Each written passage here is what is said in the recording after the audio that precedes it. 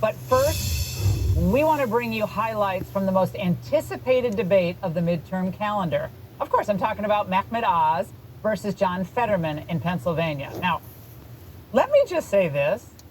If this had been a boxing match, the referee would have called this in the first 60 seconds. And now, in case you need reminding, it wasn't your run-of-the-mill debate because due to his stroke, Fetterman required special dispensations. You may notice these large monitors that are behind us. This is part of our closed captioning system. It was requested by John Fetterman to help him process the questions that we are asking him tonight.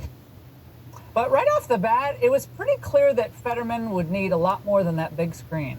What qualifies you to be a U.S. Senator? You have 60 seconds. Hi. Good night, everybody. Good night. Well, Gary thought that might have been actually the best moment of the entire debate for Fetterman. One of the most remarkable exchanges was about Fetterman's views on fracking. I absolutely support fracking. I believe that we need independence with energy, and I believe I've walked that line my entire career. You have made two conflicting statements regarding fracking. In a 2018 interview, you said, quote, "I don't support fracking at all. I never have." But earlier this month, you told an interviewer, quote, "I support fracking. I support the energy independence that we should have here in the United States." I've always supported fracking. And I always believe that independence with our energy is critical, and we can't be held, ransom to somebody like Russia. But there is that 2018 interview that you said, quote, "I don't support fracking at all." So how do you square the two? I do support fracking, and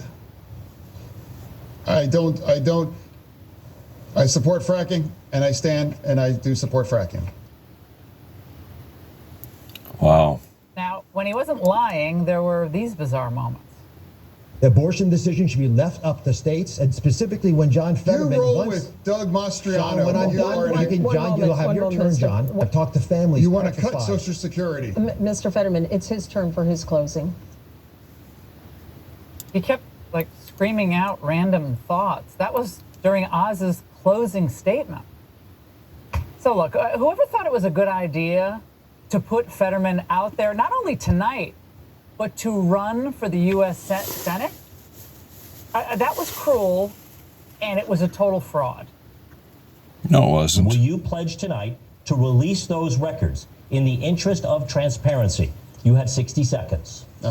To me, for transparency is about showing up. I'm here today to have a debate. I have run a campaign, and I've been very transparent. Didn't hear you say you would release your full medical records. Why not? You have 30 seconds. No, again, my Dr. L believes that I'm fit to be serving, and that's what I believe is where I'm standing. Democrats love him. Now, for all the talk of ableism in the last few weeks as it relates to Fetterman, tonight was kind of a clear example of it. Dr. Oz, loves free money when it's a $500,000 tax break on one of his, homes down in a ranch in Florida, and whether it was a $50 tax break. Says the guy who lived off his parents' dime for millions of dollars. Supporting and helping, young earners, young students to give them a break. I believe that supporting. Yes. Remember all those reporters Vote Democrat. a couple of weeks ago? Vote Democrat. All rushing to say that they talked to Fetterman and that he seemed totally fine. Just like Joe Biden. Well, tonight I got to tell you, that was all a lie. Lock him up in his basement. What else are those reporters covering up? Everything. The Democrats and the media, they should have been honest with themselves and the voters from the very beginning. But they would rather lie, and they would rather cover up, they would rather hide the ball, and then give the voters the actual facts necessary to help make good decisions about who should be in charge and what policies we should adopt.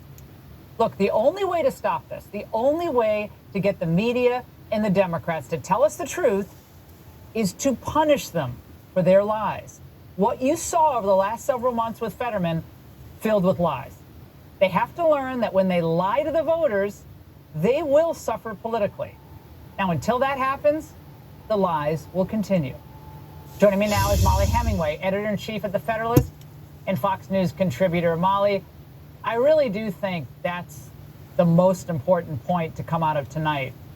They jumped on that poor NBC reporter, a couple weeks ago, Dasha Burns, for supposedly skewing what Fetterman's condition really was, or being an ableist about his, stroke. Doesn't this just pull the curtain back on the U.S. media once again?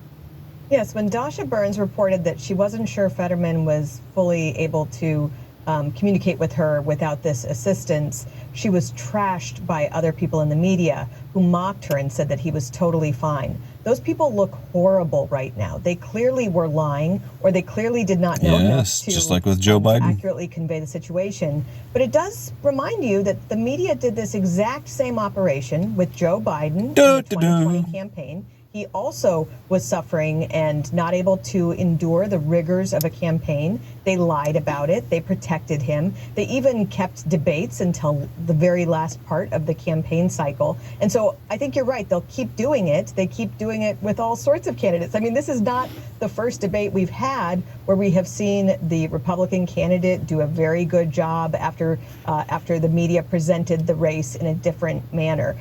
Before this debate began, Fetterman was really losing ground, mostly on the basis of his policies and his soft on crime approach. He already was going to have a hard time and had been losing momentum after this. It's an embarrassment.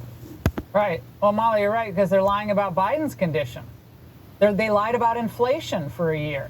And now, we see they lied about Fetterman. And by the way, Fetterman's answer to the question on immigration, this is a doozy. Watch. I don't ever recall in the Statue of Liberty did they say, Statue of Liberty, take our tired huddle masses and put them on a bus and use cheap political stunts about them. I believe we have to develop a comprehensive and bipartisan solution to address our issue here, or immigration here in our nation. Wow. Molly, of course, it's also bad policies that he's advocating for, which is basically just immigration amnesty, which would open the floodgates even more. This is exactly what they did with Joe Biden. He was locked up in a basement for a so-called COVID pandemic, and a record number of voters voted for him because they only watched 30 seconds of news and nothing else.